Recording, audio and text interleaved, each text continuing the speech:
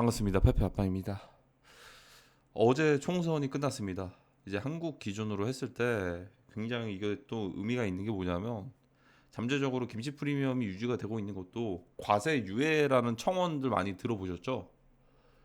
그 청원이 갑자기 왜 나온지 모르겠어요. 아니 과세를 엄청나게 밀었는데도 또 미루자고들 합니다.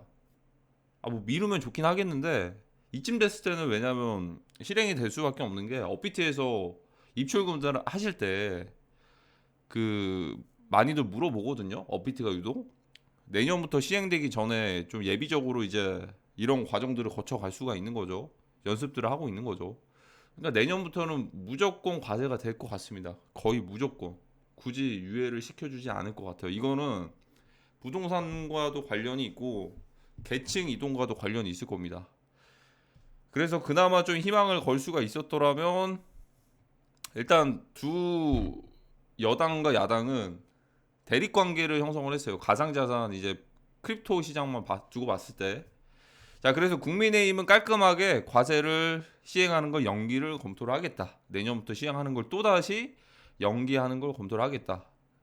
그리고 내년부터 공제 한도 내년부터 시행을 하는데 공제 한도를 좀 상향을 해주고 그리고 이제 손익 어쨌든 과세 연기 자체가 아니고 과세나 하는데 뭔가 좀 이제 감안을 해주겠다. 근데 이게 완전 다르죠. 가상자산 투자 소득으로 세금을 내는 거를 연기시켜 버리는 것과 내기는 하는데 어느 정도 뭐 공제도 해주고 이런 것들을 좀 이제 제한을 좀 두는 거는 어쨌든 오른쪽은 과세를 실행을 하는 거잖아요. 그리고 여기는 연기를 하는 거고 이 두 가지가 굉장히 대립 관계를 좀 이제 지니고 있는데 최악의 상황이죠. 더불어민주당 쪽에서 일단 어제 그게 뭐 법은 아니겠지만 우세한 쪽으로 나왔습니다. 그래서 웬만하면은 내년부터 시행이 될 가능성이 거의 한 90% 이상이 됐다.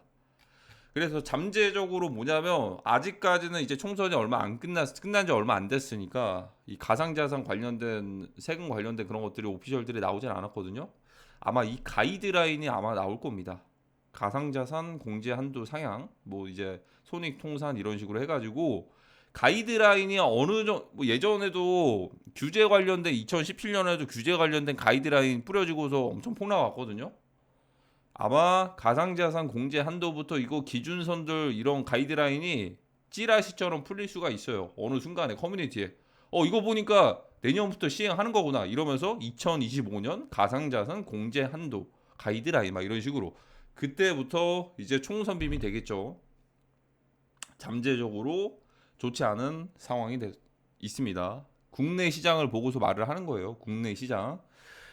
자, 그러니까 이렇게 흘러가다가 갑자기 가상자산 세금 관련된 그런 찌라시들이 갑자기 커뮤니티나 이런 데 풀린다. 이거는 마치 2017년에 법무부 장관님 기억나시는 분들 계실 겁니다. 규제 가이드부터 해가지고 그런 찌라시들 흘리고서 엄청 폭락을 했거든요. 국내 시장 한정해서.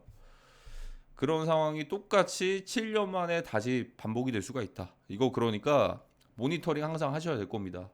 갑자기 가상자산 2025년 세금 규제 가이드라인 이런 식으로 뿌려지는 것들이 있으면 이거 정말 위험합니다. 국내 시장은 어쨌든 한국만 있는 게 아니고 중국계 마켓 메이커들도 많이 있잖아요. 특히나 이제 비선 거래소는 황섬이 될 수도 있겠지만 앞으로 몇 달 정도는 자 어쨌든 좋지 않습니다. 좋지는 않고 총선 빔이라는 것 자체 바로 반응들이 나올 거라고 저도 예상을 했는데 좀 미뤄졌네요. 미뤄졌는데 되게 안 좋게 미뤄졌습니다. 언제든지 발생할 수가 있으니까 이 가상자산 세금 이제 미뤄지지 않을 가능성이 큽니다. 5월 10일까지인가 그 청원도 5월 10일까지 받고 있는 것 같은데 거의 안 됩니다. 청원이 돼가지고 뭐 지금까지 됐던 적이 있을까요? 2018년 20년부터 해가지고 그 처음 나왔을 때부터 했던 것들이 없고 이거는 결국에는 이제 세금을 낼 수밖에 없습니다. 자, 그러면 국내 시장 먹을 것들이 없다고 말씀드렸잖아요. 이대로면 정말 최악이죠. 중간에 리플코인이 만약에 정말 그나마 희망 사항인 게 애증의 리플 코인이 도지 코인과 비슷하게 리플 코인이 또 이제 벌금을 내야 되거든요. 어차피 벌금을 낼 거면 좀 리플 코인 좀 비싸게 팔아가지고 내야겠다 해서 리플 재단에서 이것들 올려주지 않는 이상 마지막 끝발이 되겠죠. 리플 정도가 가면은 그거 아닌 이상은 그냥 무난하게 리플 벌금 내기 위해서 1, 2조를 좀 예상하고 있어요. SEC가 2조 정도를 추정을 했는데 리플에서도 4월 중순쯤에 반대 의견을 낼 겁니다. SEC가 리플사한테 2조 원어치 벌금 내라고 이렇게 하면은 어느 정도 항소나 비슷하게 하겠죠. 2조는 너무 부당하다. 우리가 내야 될 건 이 정도가 될 것이다. 이렇게 반대 의견을 리플사에서 내고서 그 중간 과정에서 합의를 찾겠죠. 합의는 합의인데 그게 SEC한테 과연 합의가 필요할까? 바이낸스도 순수하게 그 거의 5조 물어달라고 한 거 한 3천억 정도 까여가지고 깎아가지고 결국에는 합의를 봤거든요. 최근 일이죠. SEC랑 바이낸스. 자, 그러니까 이게 합의점이 뭐 10% 정도 깎을 수는 있는데 SEC가 2조 내라면 2조 내야겠죠. 리플이 아니고 바이낸스.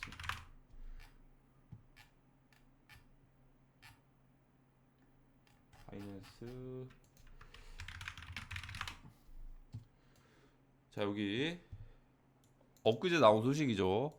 바이낸스 CEO가 미 법무부 43억 합의. 아, 법무부로 넘어갔네요. SEC에서 법무부로. 자, 일단 이 정도로 부름값 대비해가지고 많이 깎이지가 않아요. 많이 깎이지가 않고 웬만하면은 그렇게 시행될 가능성이 있는데 그나마 희망사항을 좀 이제 고려를 해보면 리플사에서 벌금 내기 위해서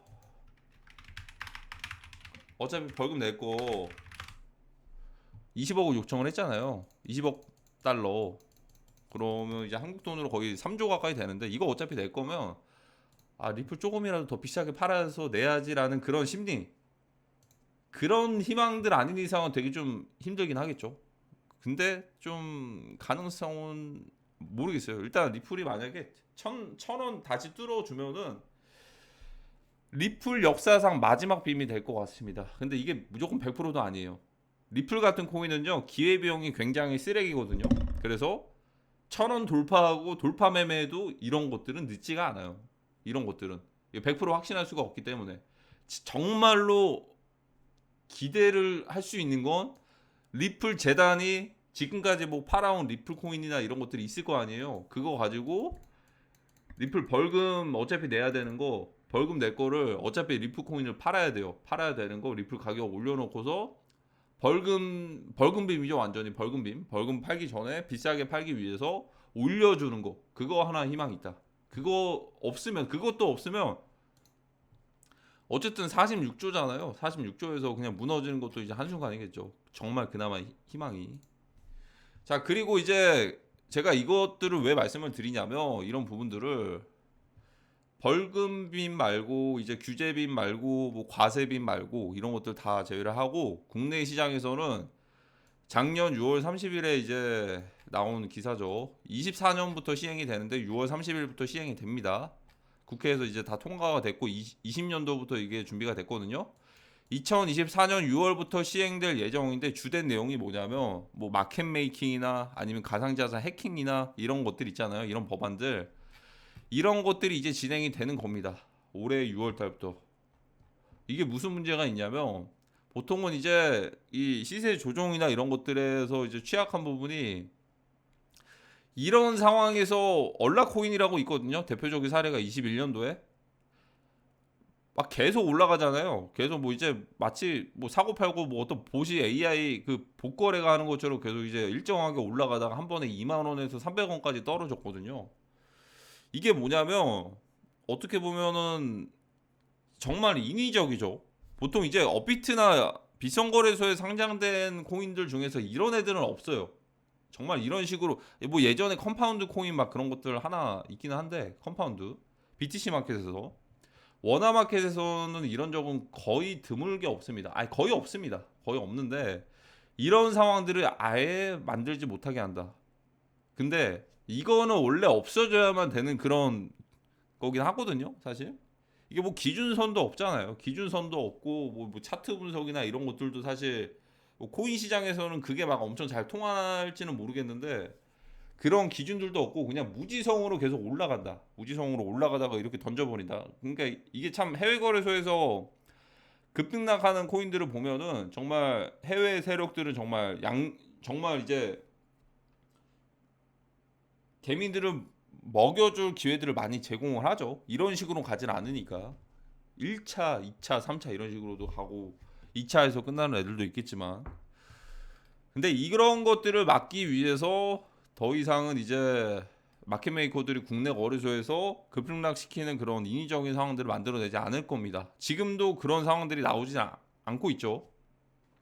물론 6월 달에 한 2달 정도 남긴 했는데 그러면 마지막 마켓 메이커들이 그 끝발을 보여줄 건지 모르겠어요. 굳이 리스크를 가져가는 상황들을 만들지는 않을 것 같다라는 생각이 듭니다. 굳이. 그렇기 때문에 해외 거래소에 선물 상장들이 됐던 코인들이 급등락을 한 게 좀 있지 않았을까. 특히나 룸 네트워크, 가스코인 막 이런 애들 있죠. 해외 거래소에서 그렇게 움직이겠다는데 국내 거래소에서 지배력이 얼마나 있겠습니까? 그쵸? 바이낸스, 바이비트에도 선물 상장들이 되어 있는데 그렇게 인위적으로 움직이는 건데 그거는 너무나도 자연스러운 현상으로 비춰지겠죠. 그렇기 때문에 선물 상장들을 한 게 아닌가 감히 예상을 해봅니다. 그러면 굳이 그런 상황들이 조건들이 그렇게 맞춰지지 않는 이상 급등락이 많이 없을 수가 있겠죠. 근데 아직 2달 정도가 남긴 했는데 언제든지 리스크 관리를 해야 되는 구간들이 될 것 같습니다. 언제든지. 자, 그리고 이제 규제 같은 이제 상장의 조건들도 굉장히 까다로워지고 있습니다. 이 코인이 본의 아니게 이제 해킹을 당했어요. 만약에 재단이. 그래서 이제 다시 복구를 하거나 이런 과정들이 있음에도 불구하고 해킹 이력이 있으면 상장이 금지다. 이건 근데 뭐 당연한 거일 수도 있는데 당연한 거일 수도 있어요. 근데 이것뿐만이 아니고 앞으로도 뭐 예를 들어서 유통량에 대한 공시 같은 것들을 잘못했다. 아니면 위험 리스크, 자산 리스크 만약에 그 코인에 스테이블 코인들이 있는데 그 스테이블 코인이 디패깅이 돼가지고 위험하다. 그러니까 이제 관련 있는 위험 리스크가 있는 코인들을 대규모 상장 폐지를 해버릴 수가 있다라는 겁니다. 정말로 이제 옥석 가리기 시즌들이 시작이 될 수도 있겠죠. 6월달 되기 전에 뭐 6월 이후가 될 수도 있겠지만 그러니까 이제 먹을거리가 21년도랑 똑같이 생각하시면 안 됩니다. 지금의 이제 상승하는 애들을 보면 상승했던 애들을 보면 첫 번째가 신생 코인이고 두 번째가 최소한의 바이낸스 바이비트에 선물 상장이 되어 있고 그리고 이제 그나마 21년도에 크게 급등락을 안 했던 시체들이 적었던 코인들이 올랐습니다. 그러니까 쉽게 안 먹여준다는 겁니다. 그러니까 이러한 이제 명분들이나 이런 것들 이런 명분들 있잖아요. 이런 명분들뿐만이 아니고 여러 가지 이제 상장에 대한 조건이나 이런 것들, 상장을 유지하는 조건들이 굉장히 까다로워질 수가 있으면서 투자자들을 보호하기 위해서 어쨌든 거래소에서 그렇게 입장을 내세워야겠죠. 투자자들을 보호하기 위해서 결국에는 까다로워질 수밖에 없습니다. 어떻게 보면 기회의 장이 사라질 수밖에 없다. 최악의 상황이 될 수가 있는 거겠죠. 정말로. 이거 보니까 딱 느껴지는 게 뭐냐면 두 가지 시나리오가 딱 떠오릅니다. 일단 첫 번째로 내년부터 과세가 되면 옥석 가리기 시즌이 끝나고 비트코인은 어떻게 보면 한 1, 2억 가 있을 수도 있어요. 1, 2억. 최저 마지노선은 올해 최저 조정선을 8천만 원대라고 한다면 그 다음 랠리 사이클 만약에 비트코인 안정에서 아마 이 바닥 구간 횡보할 때 이때들 상장 폐지 시즌들이나 이런 것들 나타나지 않을까. 리플코인도 마찬가지고.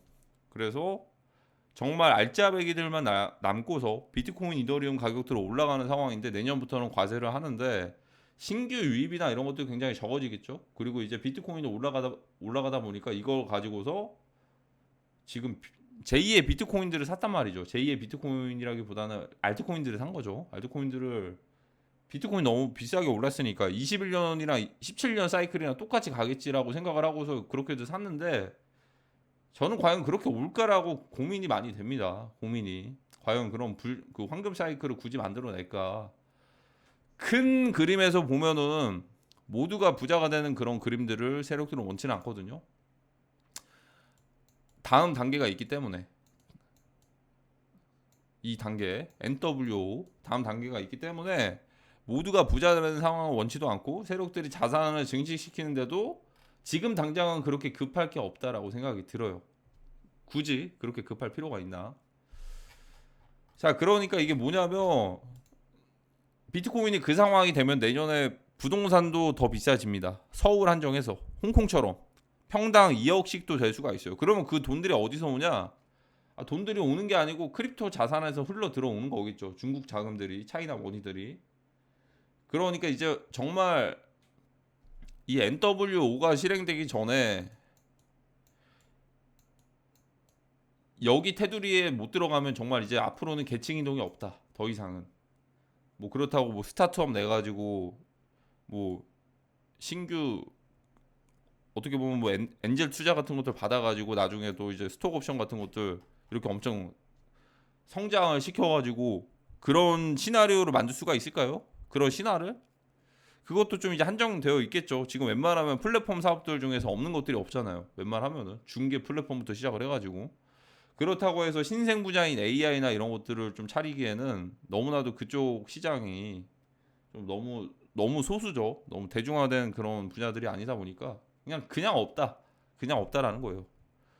내년 지나가면은 제가 예전부터 생각을 한 건데 예전부터 코인 시장 딱 처음 들어올 때부터 어느 순간에는 비트코인이 2억 3억 가가지고 더 이상은 굳히기 단계를 가겠다. 더 이상은 먹을 기회들을 제공을 안 하겠다.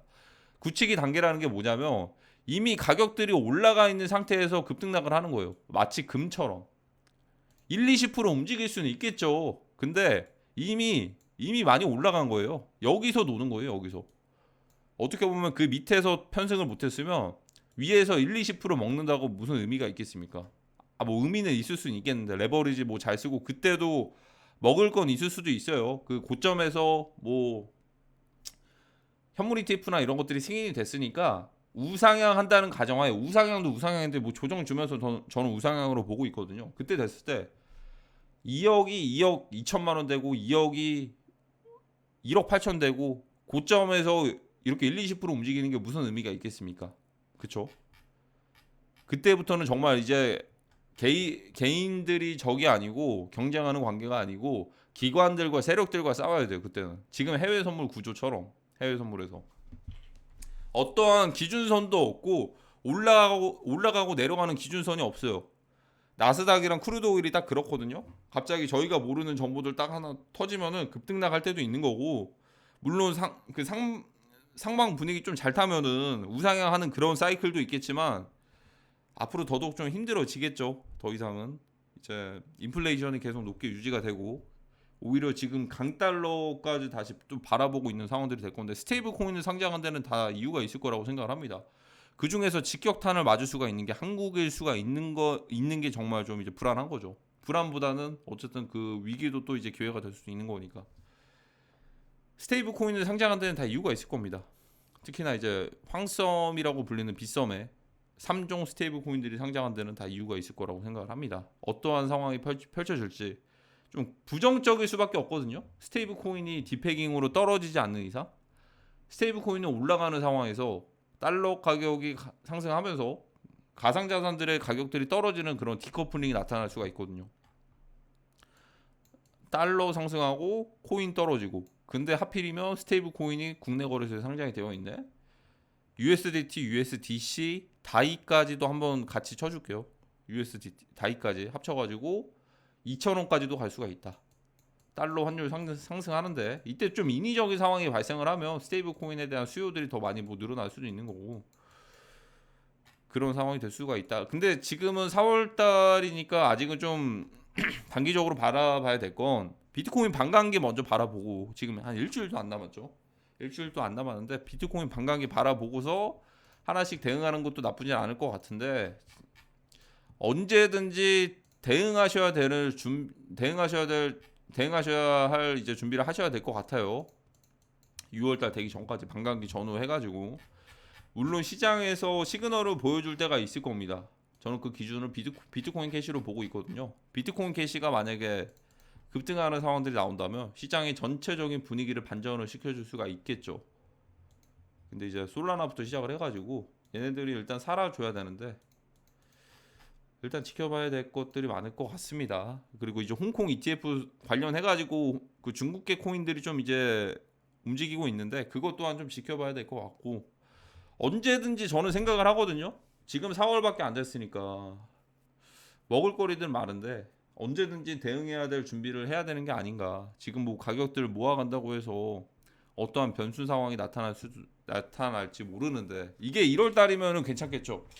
뭐 그런 댓글들이 있어요. 그 DCA 예전에도 뭐 여러 댓글들을 뭐 이제 달아 주신 분들이 DCA로 뭐 모아갈 걸 그 모아 가시면 되는 거예요. 모아 가시면 그거 모아 가시면 되는 건데 그걸 강요를 하지 마세요. 리스크 관리를 위해서 이렇게 영상을 찍어서 올리는 건데 그냥 무지성으로 모아가면 뭐하겠습니까? 이런 거 모아갈 거예요?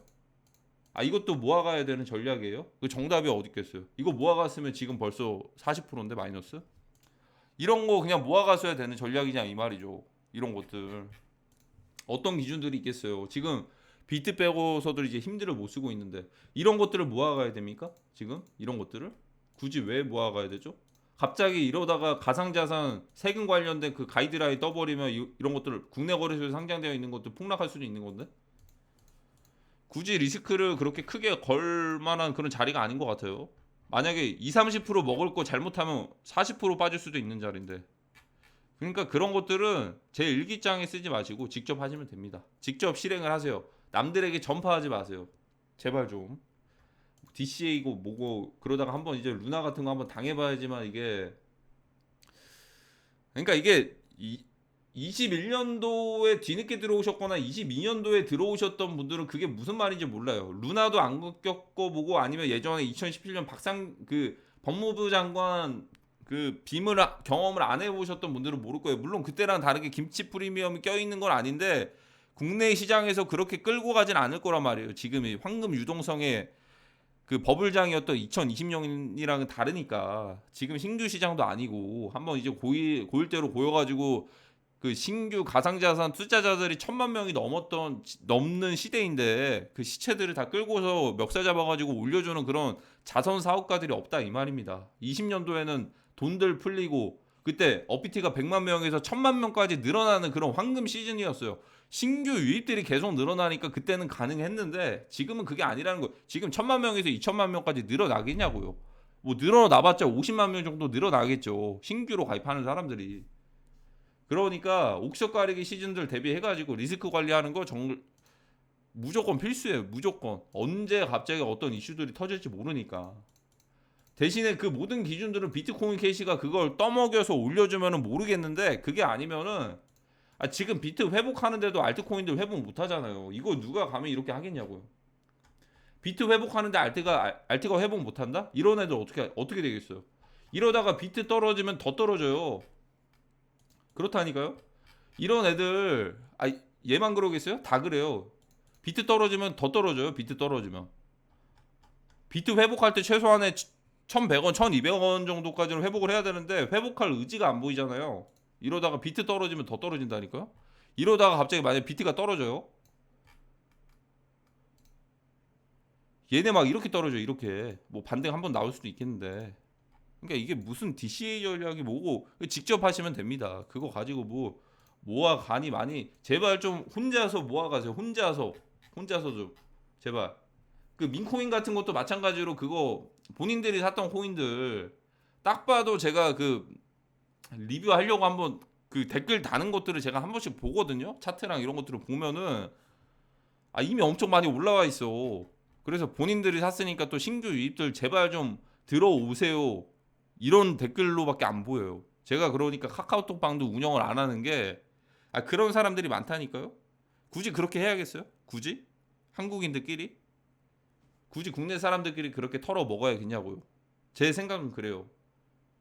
민코인 덱스장은 사실 국내에서 주도하는 건 아니었으니까 외국에서 주도를 하는 거였으니까 그 자금들이 처음에 시작을 할 때 중국계 자본은 페페나 이런 애들이 페페코인 이런 애들이 오디너스 이런 애들이 코인베이스에 오디너스는 최근에 선물 상장을 했는데 현물 상장을 안 한 데는 중국 자본이니까 당장 그렇게 급하게 안 해준 것도 있어요. 봉크는 상장을 했잖아요.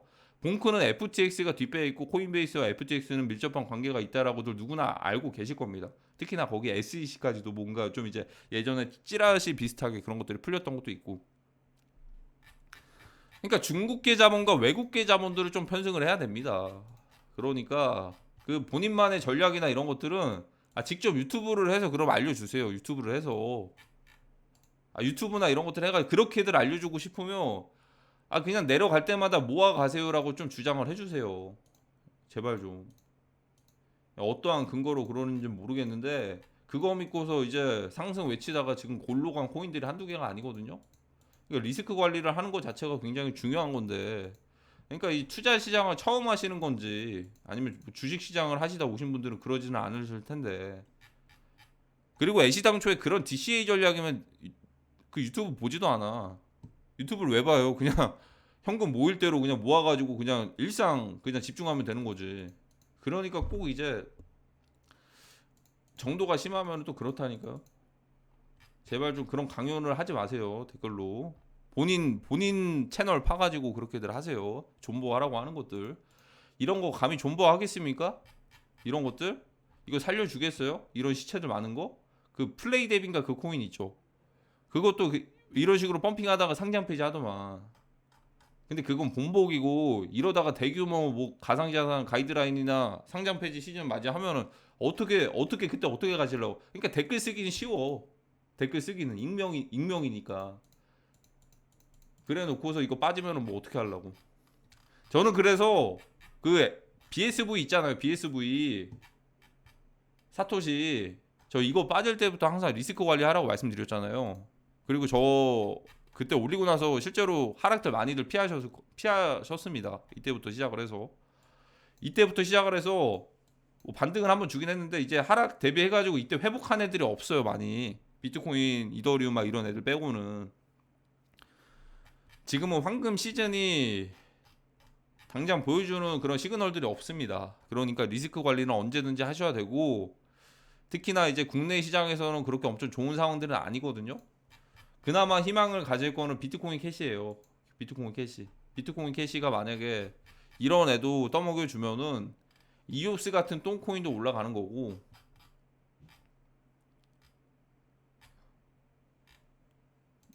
이런 애도 이런 똥코인도 올라가는 거고 리플 같은 똥코인도 사실 이제 그 벌금빔 나오기 전에 올려줄 수도 있는 거고 저는 모든 기준을 비트코인 캐시 굳이 따지면 뭐 리플 정도 리플이 만약에 1,000원 돌파한다면 이건 똥코인들의 희망입니다. 근데 이거 1,000원 돌파한다고 확실하게 말 못하겠어요. 이것 또한 말 못하겠는 게 이것들도 세력들의 의지겠죠. 어차피 벌금들 비싸게 팔고 한번 올려주는 거 개미들 좀 먹여주면서 어차피 내다 팔 거니까 내다 팔 금액들이 만약에 10조가 넘는다고 생각을 해보세요. 리플 매월 1월부터 매달 1월에 에스크로 물량들 풀고 그렇게 하잖아요. 근데 지금까지는 그게 거래소에 흘러 들어와가지고 매도한 적이 없거든요. 그 여러 거래소들에 뿌려가지고. 근데 그 과정이 실현될 수가 있습니다. 올해는. 근데 그게 실현되기 전에 지금 떨궈버리면 너무 좀 이제 몰상식하니까 올려놓고 떨어뜨려 버릴 수도 있고요. 그나마 희망을 가지면 그거 하나 바라보면 괜찮을 것 같아요. 그거 하나. 그 기준선은 만약에 지금 같은 상황에서 리플이 다시 1,000원을 돌파하면 에스크로 물량들 시장에다가 내다 팔기 전에 개미들 한번 먹여주고서 무자비하지 않게 던지게 되는 거겠죠.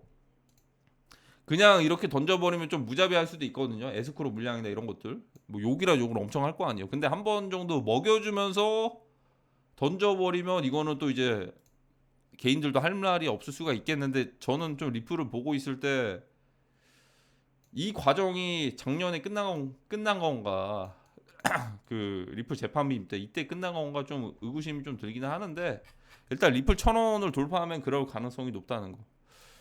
자 어쨌든